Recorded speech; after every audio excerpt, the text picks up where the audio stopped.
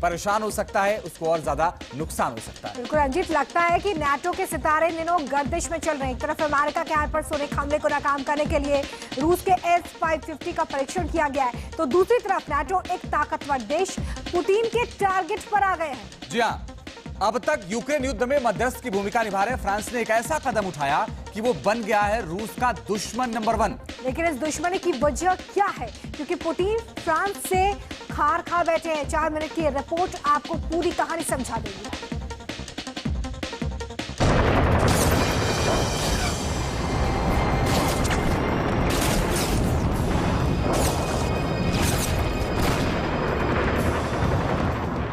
जिस रूस से अमेरिका घबरा गया, जिस पुतिन से जर्मनी खौफ खा गया, जिस क्रेमलिन से पोलैंड सदमे में आ गया, क्या यूरोप का एक छोटा सा मुल्क उस रूस से दुश्मनी मोल ले सकता है?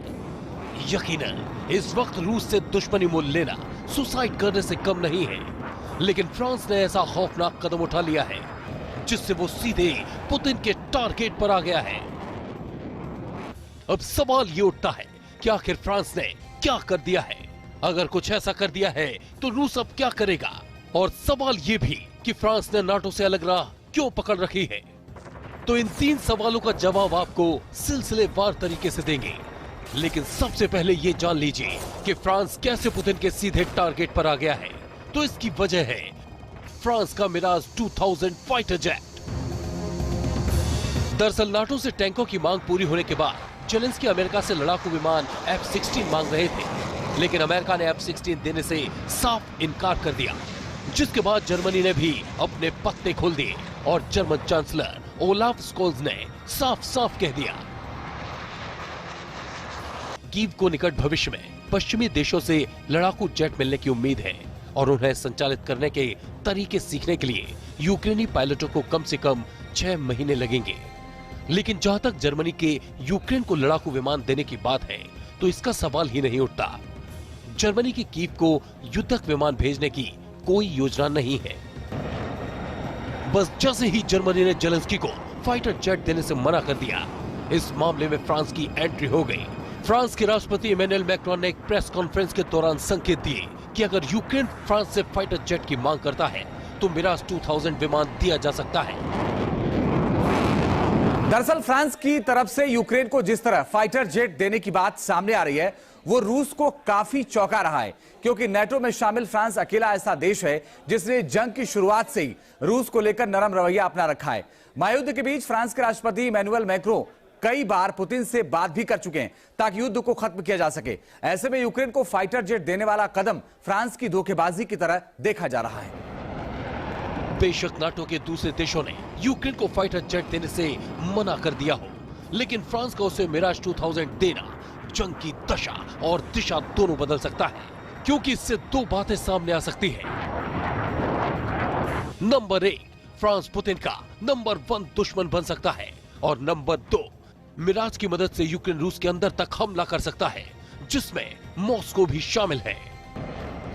दरअसल मिराज 2000 को अमेरिका के F-16 की तरह ही घातक माना जाता है। राफेल के आने के बाद से मिराज फ्रांस का मुख्य अटैकिंग विमान था, जिसे भारत समेत दुनिया के तमाम देश इस्तेमाल करते हैं। मिराज 2000 बेहद कम आवाज करते हुए इतना घातक वार करता है कि दुश्मन बिलबिला उठे।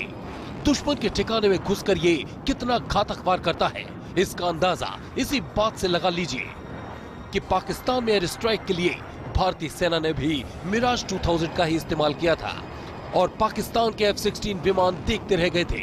अब फ्रांस ने इसका दांव यूक्रेन महायुद्ध में चल दिया है, जिससे रूस तो हैरान है ही, नाटो के देश भी परेशान है, क्योंकि अगर रूस फ्रांस के खिलाफ कार्रवाई करता है तो ना चाहते हुए भी नाटो के आर्टिकल 5 के तहत अमेरिका समेत सभी नाटो देशों को फ्रांस की मदद करनी पड़ेगी।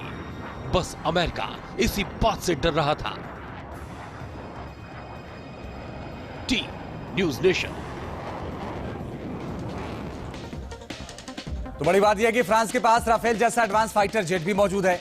बावजूद इसके मिराज 2000 को यूक्रेन भेजने की तैयारी क्यों की जा रही है? आखिर फ्रांस राफेल को ही यूक्रेन क्यों नहीं भेज देता है? बिल्कुल अंजीत, सवाल बिल्कुल जायज है आपका। ये सवाल हमारे दर्शकों के दिल दिमाग में भी होगा। तो चलिए बताते हैं वो 5 वजह जिस कारण फ्रांस ने मिराज पर एक बड़ा दांव खेला है। देखिए, मिराज देने की जो पहली वजह है, इस फाइटर जेट को इंफ्रास्ट्रक्चर तोड़ने के लिए इस्तेमाल किया जाता है, जो रशियन फौज के ठिकानों का काल साबित हो सकता है। दूसरी जो बड़ी वजह है वो ये है कि राफेल के मुकाबले मिराज 2000 काफी सस्ता है, जिसका खर्च यूक्रेन आसानी से उठा सकता है। और अगर हम तीसरी वजह की बात करें तो ये अपने साथ अपने वजन के बराबर हथियार ले जा सकता है, जो इस कैटेगरी का दूसरा कोई विमान नहीं कर सकता है। चौथी वजह, लेजर गाइडेड बम भी दाग सकता है, जिसके कारण जमीन में बंकर बनाकर अगर दुश्मन छिपा भी है तो वो महफूज नहीं रह पाएगा। और अगर हम पांचवी वजह की बात करें तो फ्रांस अपनी सेना से मिराज 2000 विमानों को रिटायर कर रहा है। इस वजह से भी इन विमानों को यूक्रेन को देने में कोई परेशानी